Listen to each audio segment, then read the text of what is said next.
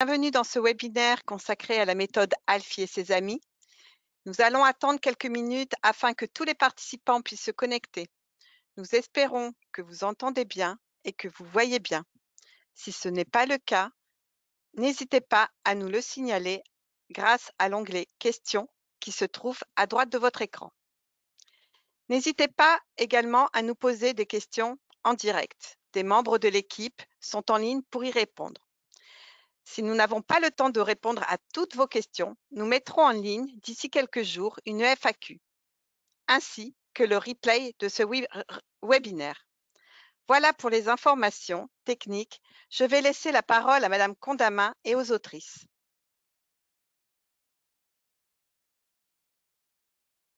Bonjour à toutes et à tous. Alors en préambule, je vais vous présenter la team Alfie. Donc la team Alfie, c'est 5 personnes, dont 4 enseignantes de CP expérimentées. De gauche à droite de vos écrans, vous faites abstraction de la personne centrale. Vous avez Sarah, ensuite Fanny, Lauriane et Stéphanie, et moi-même, Fabienne Condamin, inspectrice de l'éducation nationale, en charge de la maîtrise de la langue et du plan de lecture dans le département des Pyrénées-Orientales.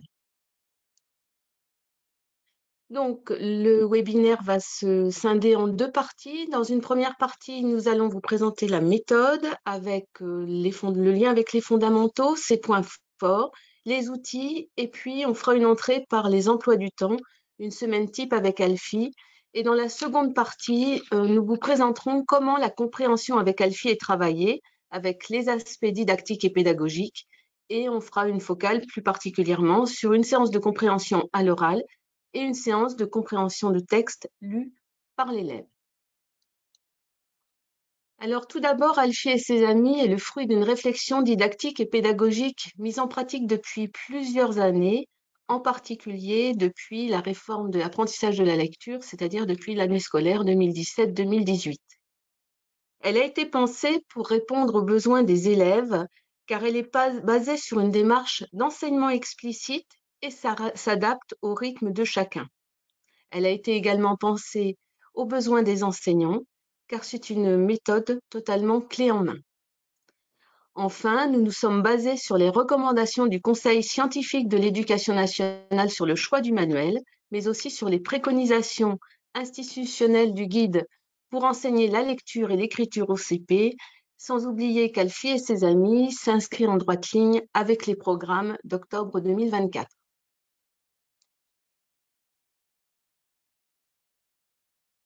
Alors, c'est une méthode complète et équilibrée qui allie les différentes composantes de l'apprentissage de la lecture. Code et compréhension sont travaillés régulièrement et explicitement de manière hebdomadaire et quotidienne, sans oublier la fluence, le vocabulaire, l'écriture journalière et l'étude de la langue.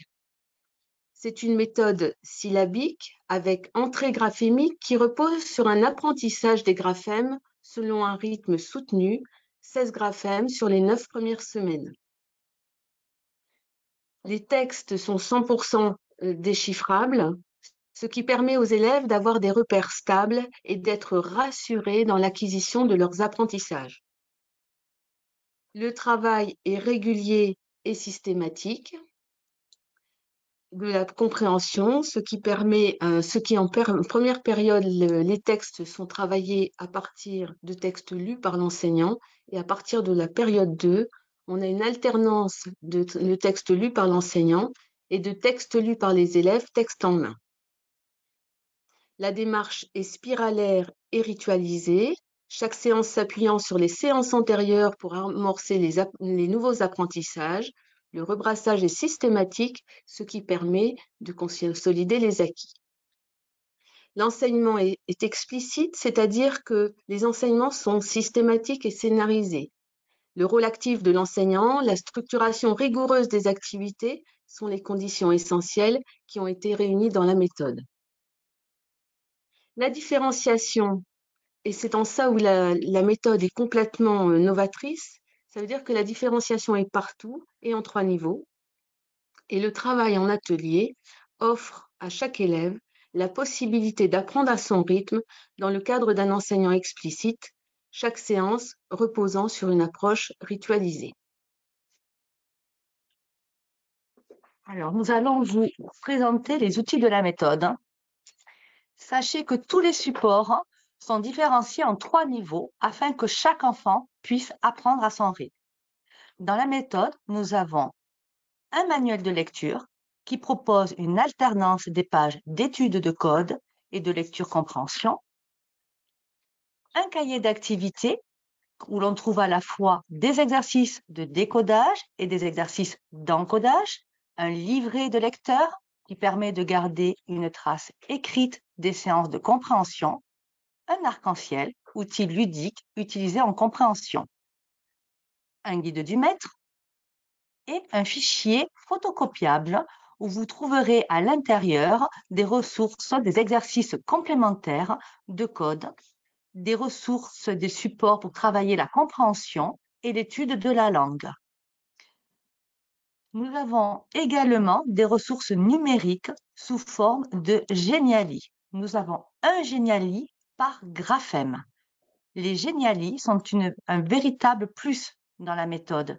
C'est un outil très pratique et facile d'utilisation qui accompagne les enseignants dans la mise en œuvre des séances. Ils suivent exactement le déroulement des séances en proposant des activités de manipulation et en prenant en compte la rotation des ateliers. Sachez que tous nos outils sont disponibles et feuilletables en ligne sur le site de Nathan. Nous allons maintenant vous présenter une proposition d'emploi du temps. Il s'agit d'une semaine type et nous allons brièvement vous présenter chacune de nos séances. À savoir que 2 graphèmes sont étudiés sur une semaine. Le premier graphème est étudié sur les jours 1 et 2 et le deuxième graphème est étudié sur les jours 3 et 4. Le jour 1 commence par la dictée du graphème étudié précédemment. Les 3 modèles de dictée sont proposés dans le guide du maître. Ensuite, nous avons la séance 1, qui est une séance d'étude du code, où l'on découvre un nouveau graphème. Elle se déroule sous forme d'atelier. Les 3 groupes correspondent aux 3 niveaux de différenciation. Nous avons un atelier dirigé dans lequel les élèves manipulent les graphèmes à l'aide des étiquettes déplaçables sur les Geniali et dans lequel ils décodent également des syllabes, des mots et des phrases avec l'enseignant qui veille aussi à leur compréhension. On alterne des lectures à l'unisson et des lectures individuelles à haute voix. Dans les activités où les élèves sont en autonomie, les élèves font leur exercice de décodage sur leur cahier d'activité. Ensuite,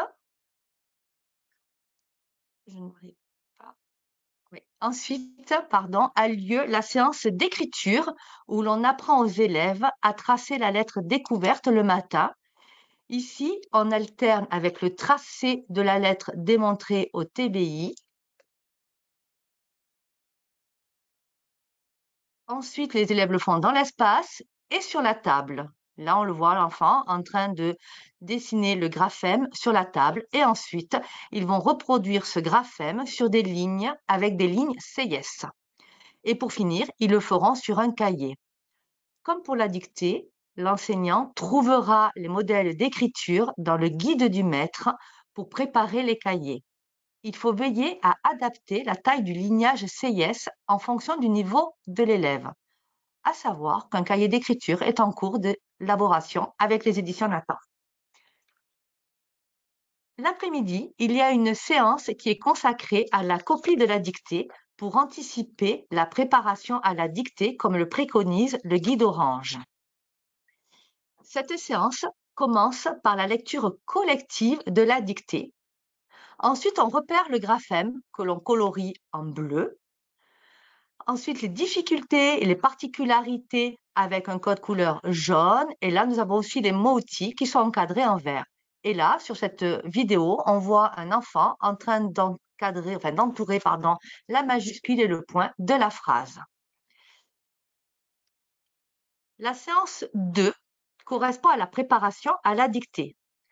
Durant l'atelier dirigé, les élèves encodent des syllabes, des mots et des phrases qui sont dictés par l'enseignant et qui correspondent à leur niveau. L'idée est d'être au plus près des élèves et de les corriger sur le moment. Pendant ce temps, les élèves qui sont en autonomie font leur exercice d'encodage sur le cahier d'activité. Nous allons passer maintenant à la journée 2 qui commence par une relecture de la page du manuel qui permet de réactiver le graphème étudié la veille. Les séances 3 et 4 sont des séances de compréhension d'un texte lu par l'élève dont nous parlerons plus précisément tout à l'heure. Le déroulé du jour 3 est totalement identique au déroulé du jour 1, mais cette fois-ci avec un graphème différent, puisque nous étudions 2 graphèmes par semaine. Nous allons passer au jour 4. Dans le jour 4, les élèves travaillent la compréhension orale à partir d'un texte lu par l'enseignant. Et la semaine se termine par une séance de production d'écrit qui est en lien avec les aventures d'Alfie. Vous voyez à l'écran un cahier d'élèves à besoin et à côté un cahier d'élèves à l'aise dans ce domaine. À savoir que dans le guide du maître, nous avons des lanceurs d'écriture.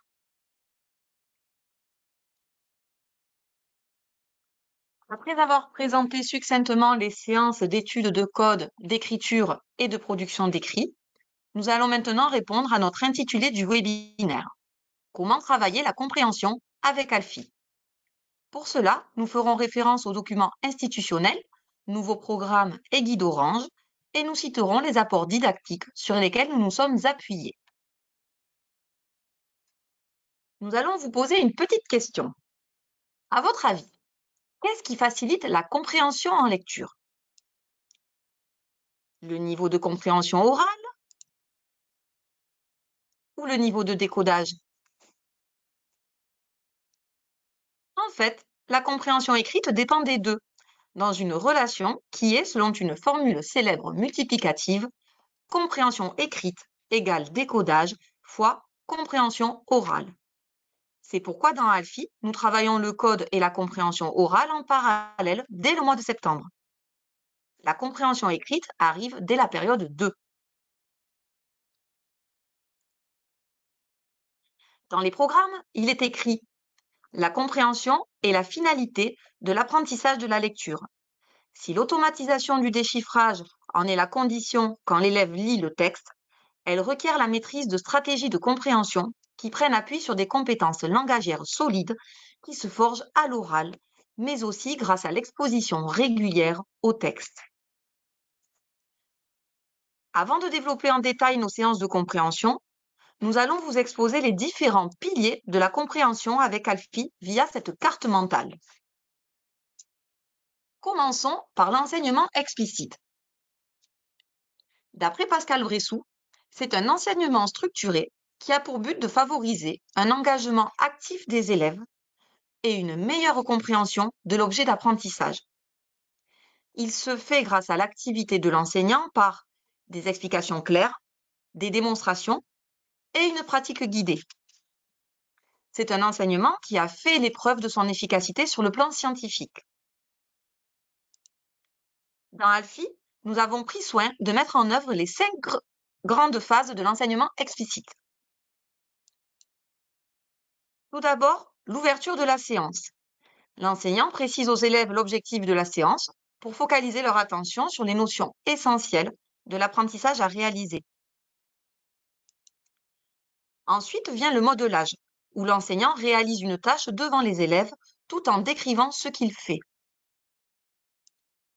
Puis, la pratique guidée. L'élève fait les choses avec le soutien de l'enseignant. Vient ensuite la pratique autonome. Une fois le niveau de compréhension jugé satisfaisant, l'enseignant met les élèves en travail autonome. Et pour terminer, la clôture. L'enseignant synthétise avec l'aide éventuelle des élèves ce qu'il faut retenir. La méthode aborde également différents types de textes. Il est important de travailler les différents types de textes afin que les élèves en déterminent les caractéristiques.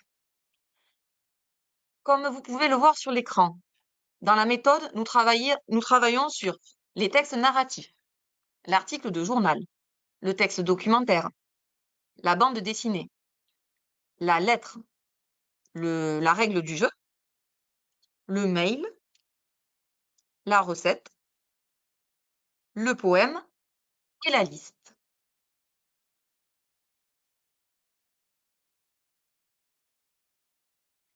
L'intérêt des échanges entre pairs est de faire discuter et débattre les élèves pour les rendre actifs. Sur cette photo, vous pouvez voir des élèves en train de se mettre d'accord pour colorier sur un support commun. Ils colorient ici la macrostructure du texte, plus particulièrement en jaune, les personnages.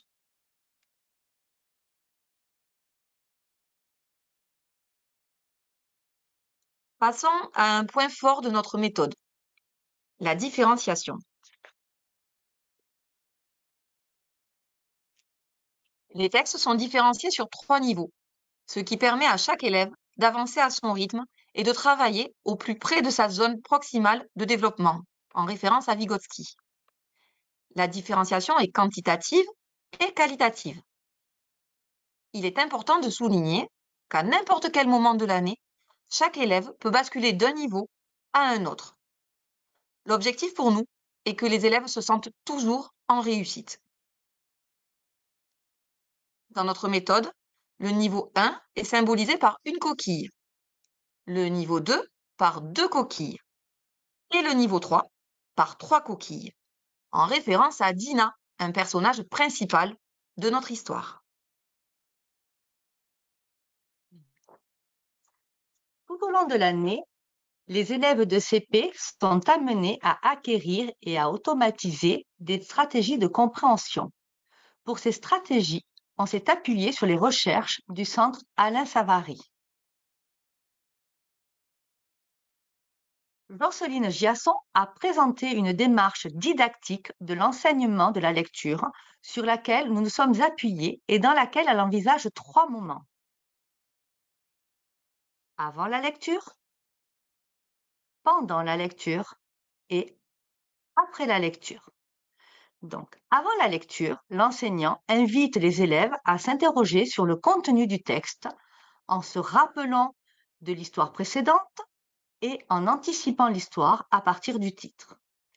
Pendant la lecture, l'enseignant accompagne les élèves à se faire un film dans la tête pour leur apprendre à élaborer une représentation mentale, à dégager la macrostructure en mettant en évidence les personnages, les lieux, les moments, les actions et les émotions, à travailler le lexique et à comprendre l'implicite en travaillant les inférences. Après la lecture, l'enseignant accompagne la compréhension des élèves et les amène à justifier leurs réponses par un retour au texte. Nous y apportons beaucoup d'importance à ce retour au texte. On s'est inspiré des travaux de Catherine Tovron qui dit « Le danger, c'est que les élèves adoptent une stratégie pour répondre aux questions sans réellement lire. » C'est pour ça que dans Alfie, ce n'est pas une compréhension de surface. Grâce à ce retour au texte, c'est un réflexe que nous mettons en place à travers les ateliers dirigés, à travers les vrais faux et les questions, un réflexe qu'on amène à faire aux enfants. On peut également proposer de théâtraliser l'histoire. On peut leur faire dessiner ce qu'ils ont retenu de l'histoire grâce aux dessins légendés, à émettre des hypothèses sur la suite de l'histoire. Quand on leur demande d'ailleurs de raconter l'histoire avec leurs propres mots, on leur demande de le raconter de façon chronologique. Dans un des derniers piliers, on parle du travail en atelier qui permet d'être au plus près des élèves et de les évaluer quotidiennement. Comme le dit Paul Benaïch, une séance de lecture ne peut se faire qu'en petits groupes afin que tous les élèves puissent prendre la parole. Pour finir cette carte mentale sur la compréhension avec Alfie, nous souhaitons mettre en avant le plaisir de lire. Nous avons fait le choix d'utiliser une histoire suivie avec des personnages attachants qui partagent de multiples aventures, ce qui représente une grande source de motivation pour les élèves. la motivation étant un des facteurs essentiels à la réussite des élèves. Après avoir exposé les différents piliers de la compréhension avec Alfie via cette carte mentale, nous allons maintenant entrer un peu plus dans le détail de nos séances de compréhension. Les progrès en compréhension de texte entendus entraînent et facilitent les progrès en compréhension de texte lus en autonomie. C'est pour cela que nous alternons deux types de séances. Des séances de compréhension orale où le texte est entendu et des compréhensions de séances écrites où le texte est lu par l'élève. En P1, la compréhension orale est travaillée à partir de textes lus par l'enseignant uniquement. À partir de la période 2, il y a 2 textes qui sont travaillés par semaine. Le premier texte, là, cette fois-ci, il est lu par l'élève et il est étudié en atelier différencié, alors que le second texte est lu par l'enseignant et il est étudié en collectif. Nous proposons aux élèves de lire seuls des textes dès la période 2, comme le préconise Bianco, quand elle dit « il faut confronter très tôt les élèves à la lecture seule, parce que plus le lecteur lit, plus il développe ses compétences de compreneur. » Il faut savoir que tous les textes sont accessibles en version audio via des QR codes, comme vous pouvez le voir sur l'écran en bas. L'élève peut réécouter le texte pour le plaisir à la maison et il peut même s'exercer à lire en même temps. Alors, voici maintenant à l'écran le déroulé d'une séance de compréhension orale. La séance débute en phase 1 par un rappel de l'histoire précédente. Ensuite, l'enseignant découvre le titre du texte et invite les élèves à émettre des hypothèses. Alors, on va vous montrer un petit court extrait de ce début de séance dans nos classes. Alors aujourd'hui, on va découvrir donc la suite de l'histoire. Tout d'abord, je vous donne juste le titre. D'accord? Le titre, c'est le pique-nique. D'après vous, qu'est-ce qu'il va se passer? On lève le doigt. Allez, là, on donne des hypothèses. Peut-être que, Sokna. On arrive ensuite à la phase 2 de notre séance, où les élèves écoutent une première fois le texte en entier. Pendant cette écoute, on invite les élèves à se faire le dessin animé de l'histoire dans leur tête. Et après l'écoute, les élèves racontent ce qu'ils ont retenu de l'histoire. On va également vous montrer un petit extrait. Je vais vous faire écouter le texte une première fois. Qu'est-ce que vous devez faire pendant ce temps-là? Vous devez l'écouter. Vous avez le droit de... Ah non, pas chuchoter. Fermez les yeux. Et vous devez vous faire quoi dans la tête? Le film dans la tête ou bien le dessin animé de l'histoire. Vous êtes prêts?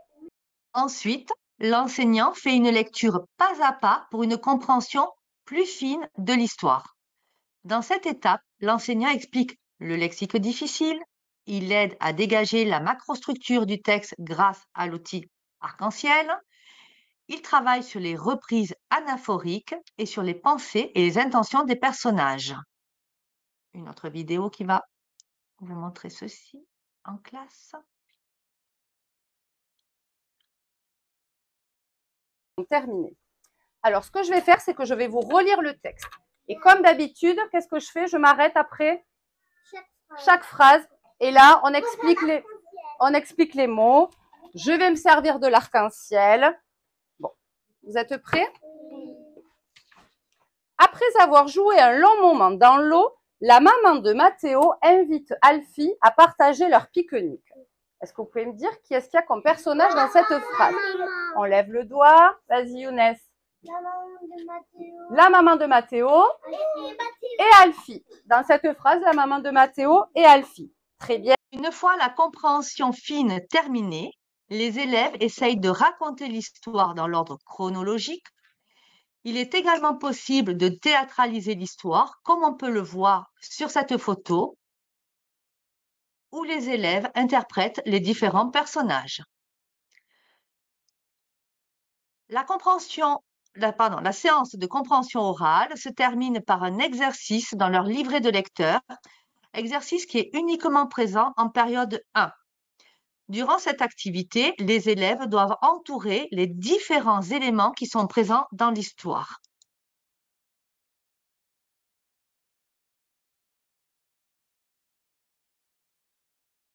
Distribuez à chacun votre petit livret de lecteur dans lequel il y a un petit exercice. L'exercice, c'est le même que la dernière fois, sauf que les images sont différentes. Qu'est-ce que vous devez faire? On lève le doigt. Mouad, qu'est-ce qu'il faut faire dans cet exercice? Alors, on doit entourer, oui, mais entourer quoi? Luciana, qu'est-ce qu'il faut entourer?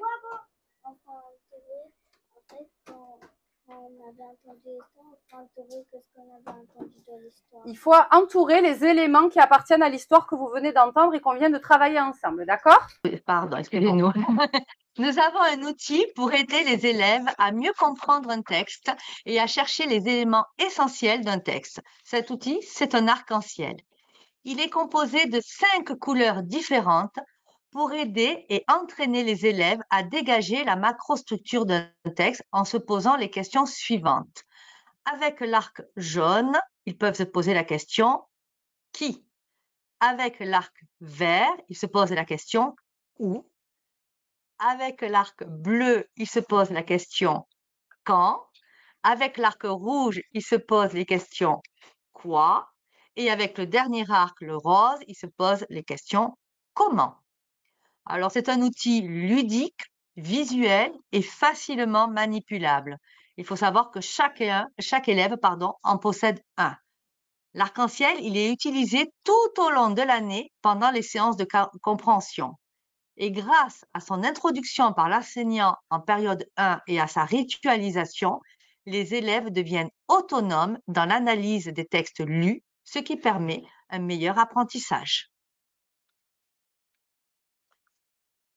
Cet outil que nous venons de vous présenter est aussi utilisé en compréhension de textes lus par l'élève. Vous le retrouverez dans la séance de compréhension d'un texte lu par l'élève que je vais maintenant vous développer. Tout d'abord, dans notre guide, vous trouverez les objectifs de cette séance ainsi que les objectifs d'apprentissage dans un encart comme celui présenté à l'écran. Ils font référence au nouveau programme.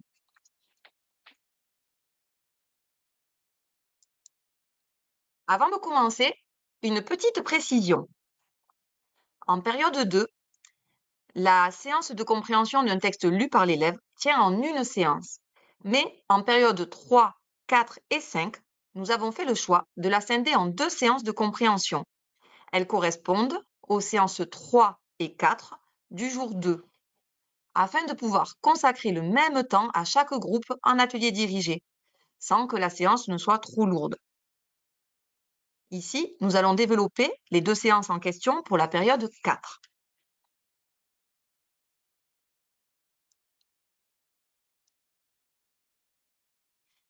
La séance 3 se déroule comme suit. En phase 1, la séance débute par un rappel de l'histoire précédente. Nous découvrons le titre du texte et les élèves sont invités à émettre des hypothèses. Ensuite, en phase 2, chaque élève lit seul son texte sur son manuel. La phase 3 se compose de 2 temps. Comme vous pouvez le voir sur l'écran, la flèche rouge indique le premier temps. La seconde ligne correspond au second temps. Durant le premier temps, l'enseignant prend en dirigé le groupe coquille 1 et les groupes coquilles 2 et 3 travaillent en autonomie. Durant l'atelier dirigé, les élèves mettent en commun ce qu'ils ont retenu du texte. Ensuite, l'enseignant accompagne une lecture pas à pas pour une compréhension plus fine de l'histoire. Dans cette étape, l'enseignant explique le lexique difficile et aide à dégager la macrostructure du texte grâce à l'outil arc-en-ciel. Dans les ateliers en autonomie, les élèves des groupes 2 et 3 commencent par se raconter entre eux ce qu'ils ont retenu de l'histoire. Puis, à l'aide de leur arc-en-ciel, ils colorient les différents éléments dans leur texte. personnages, lieux, moments, actions. Et pour les coquilles 3, les émotions. On vous en présente un petit extrait.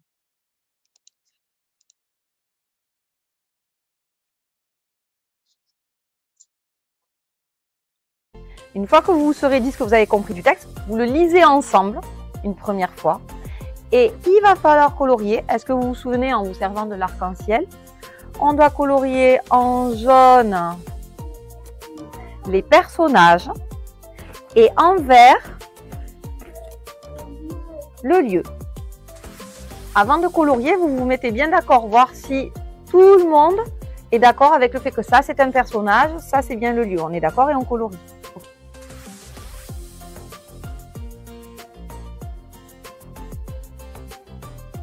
Dans le deuxième temps, l'enseignant prend en diriger le groupe coquille 2 et les groupes coquilles 1 et 3 travaillent en autonomie. Durant l'atelier dirigé, les élèves mettent en commun ce qu'ils ont colorié dans le texte. Ensuite, l'enseignant interroge les élèves un à un. L'élève interrogé donne une idée qu'il a retenue du texte. Une fois l'idée proposée, les autres élèves la valident ou non en proposant autre chose s'ils le souhaitent. C'est là que le rôle de l'enseignant est important, en demandant aux élèves de trouver la justification de leur hypothèse dans le texte. Petite vidéo.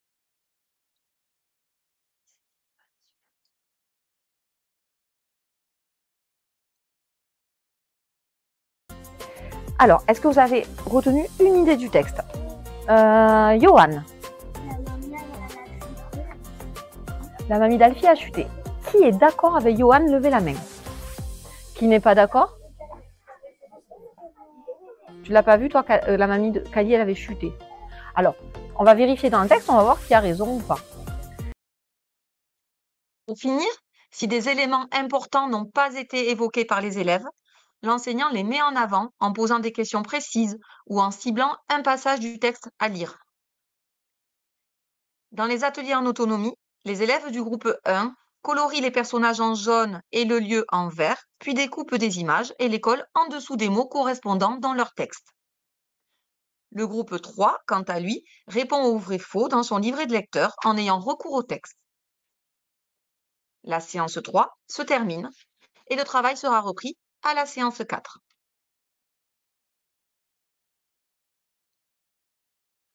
La séance 4 débute par un rappel de la séance précédente, du titre et par une lecture individuelle.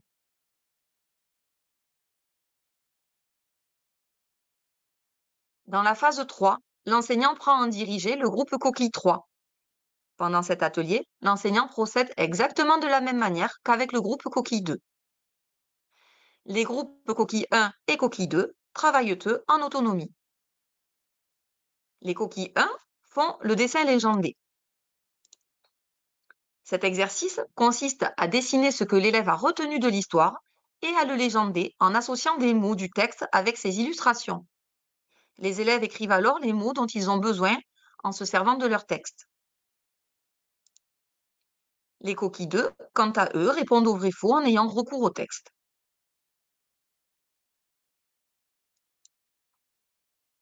Dans la phase 4, l'enseignant accompagne l'ensemble des élèves dans la justification de leurs réponses et insiste sur l'importance du retour au texte. Les élèves du groupe 1 répondent à un vrai-faux, alors que les élèves du groupe 2 et 3 répondent à des questions en faisant une phrase. Pour cela, nous demandons aux élèves de colorier la question, d'une couleur, une couleur qu'ils choisissent. Ici, sur la photo, vous pouvez voir que l'élève a choisi de colorier en violet. Et on leur demande de colorier la justification à cette réponse dans le texte de la même couleur.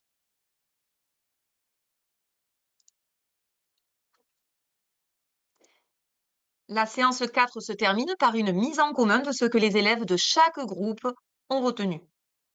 Ensuite, l'enseignant fait une lecture magistrale du texte coquille 3. Pour nous, il est très important que l'ensemble des élèves ait connaissance de l'intégralité de l'histoire. Cela leur permet de suivre les liens entre les textes qui, on vous le rappelle, se suivent les uns des autres. Alors, pour conclure, l'ouvrage Alfie et ses amis est un outil clé en main pour travailler l'ensemble des composantes de la lecture et notamment la compréhension. Cette présentation étant terminée, sachez que nous avons une page Facebook sur laquelle vous pouvez partager vos réalisations, vos prolongements et vos interrogations. Avant de nous quitter, nous allons pouvoir répondre à quelques questions. Nous vous remercions de votre attention. Et nous redonnons la parole à Lise. Merci Stéphanie et Lauriane. On a eu de nombreuses questions, dont la première, je vais vous la poser. Existe-t-il des évaluations dans la méthode? Alors, pour répondre à ta question, Lise, sur les évaluations, il n'y a pas dans notre méthode de documents écrits, que ce soit pour le code ou pour la compréhension. Il faut savoir que nous, en classe, on fonctionne en atelier. Tous les jours, on fait des ateliers, que ce soit en code et en compréhension. Donc, on est vraiment au plus près des élèves et on évalue les élèves au fur et à mesure de l'année. Le fait de cette proximité, quand même, nous permet d'avoir un suivi très, très précis de l'ensemble de nos élèves. Voilà. Merci. Une seconde question. Est-ce que vous différenciez dès le début de l'année? Alors, on fait des ateliers, on travaille en atelier dès le début de l'année, mais on différencie qu'à partir de la 3e semaine. Parce que durant les 3 premières semaines, nous travaillons avec des groupes aléatoires de manière à observer les élèves, les évaluer et constituer nos groupes. Merci. Voilà, donc elle commence à partir de la 4e semaine. 4e semaine. À partir de la 4e semaine. On se donne, oui, 3 semaines pour les évaluer et 4e semaine, on commence la différenciation. Alors, je prends une autre question. La partie étude du code est-elle aussi différenciée? Oui, la partie du code, elle est complètement différenciée. Oui, étant donné qu'on a un manuel, on va vous montrer. Donc, Dans le manuel. Dans le manuel, voilà. Alors, la partie code, comme on peut le voir, elle est différenciée à partir de coquilles. Donc, le groupe coquille 1, le groupe coquille 2 et le groupe coquille 3. Pareil pour les textes de compréhension. Oui, là, c'est étude de code. Oui, pardon, étude de code, oui, c'est ça, moi. Et par contre, dans le cahier d'activité, c'est également différencié, mais cette fois-ci, ce ne sont pas des coquilles, ce sont des traits de couleur. Mais nous avons également, on peut peut-être le préciser, que pour, voilà, nous avons un fichier photocopiable dans lequel on trouve des activités complémentaires et il y a certaines activités qui sont proposées donc pour ici, l'étude de code aussi. Voilà, l'étude de le code coquille 1, pardon, on le voit?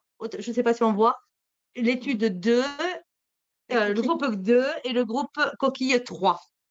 Voilà, donc et dans nos ateliers, c'est également différencié. Oui, dans la démarche. Voilà, notre façon de procéder. Merci beaucoup. Y a-t-il une aide pour établir ces groupes de différenciation? Alors non, il n'y a pas d'aide spécifique parce que l'enseignant se rend vite compte si l'élève il est bien dans son niveau ou pas durant l'atelier dirigé. Alors, à savoir que quand même, un élève ne reste pas dans le même groupe toute l'année, c'est pas figé. Étant donné qu'on est vraiment auprès des élèves, on peut se rendre compte soit des difficultés, soit des progrès des élèves et le changer de niveau dans ce cas-là. La clé, c'est vraiment est-ce que l'élève est en réussite ou non. S'il est en réussite, il est bien dans son niveau. Si on le sent en difficulté, alors il vaut mieux le basculer. Et le fait d'être vraiment proche de l'élève, on peut vraiment adapter l'ensemble du travail, que ce soit la lecture et les activités, les exercices. Petite précision d'ailleurs, un élève peut très bien être coquille 2 en code, mais coquille 1 en compréhension. Oui. Ou inversement, il n'est pas forcément dans le même niveau que ce soit en code et en compréhension. Oui, être bon lecteur et mauvais compreneur. Merci pour cette réponse. Je prends une autre question. Y a-t-il une partie littérature dans votre méthode? Alors, dans notre méthode, on propose des ouvrages dans le cadre d'un réseau littéraire en lien avec les thèmes abordés dans notre méthode, dans lequel on propose des livres de la liste de référence et également d'autres livres ou documentaires ou autres. Les réseaux, ils sont présentés dans le Oui. guide du maître.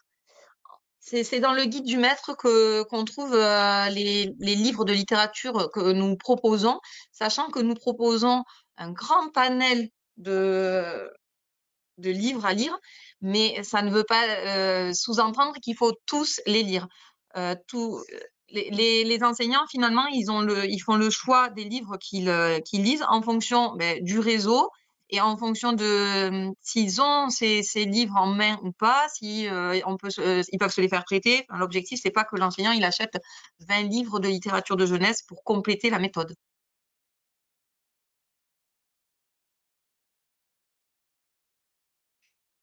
Alors, une dernière question avant de conclure ce webinaire. En référence à la photo que vous avez partagée en production d'écrit, comment procédez-vous avec les élèves à besoin? Avec les étiquettes. Oui. Ouais, avec les étiquettes. Alors, Ouais. l'objectif déjà, c'est de les prendre en petits groupes, accompagnés de l'enseignant. Et ce qu'on utilise, qui est différent des autres qui sont lancés sur les cahiers, c'est qu'on utilise ces étiquettes que vous avez vues sur les photos, la photo, les étiquettes jaunes. Une étiquette jaune, c'est pour écrire un mot, et une étiquette bleue qui représente l'espace entre les mots. Donc, on utilise ces étiquettes pour faire écrire une phrase. Une fois que la phrase est faite, on la reconstitue sur le cahier et on fait coller en faisant bien attention d'avoir mis la majuscule et le point. Sachant que les étiquettes sont utilisées avec l'ensemble des élèves, mais c'est qu'au bout d'un moment, il y a des élèves qui n'en ont plus besoin et qui écrivent directement sur le cahier. Mais les premiers écrits qu'on fait avec les élèves, on les fait en s'appuyant sur ces étiquettes. Merci beaucoup. Nous arrivons à la fin de ce webinaire. Un grand merci à vous toutes et à vous tous de l'avoir suivi. Nous espérons avoir répondu à toutes vos questions. N'oubliez pas que nous mettrons d'ici quelques jours le replay du webinaire en ligne. Vous pouvez également communiquer avec les autrices sur leur compte Facebook. Elles répondent à toutes vos questions. Merci, merci Stéphanie, merci Fabienne, merci Lauriane, merci à Sarah et à Fanny qui sont derrière. Et merci encore à tous et bonne fin de journée. Au revoir. Merci, au revoir. Au revoir. Au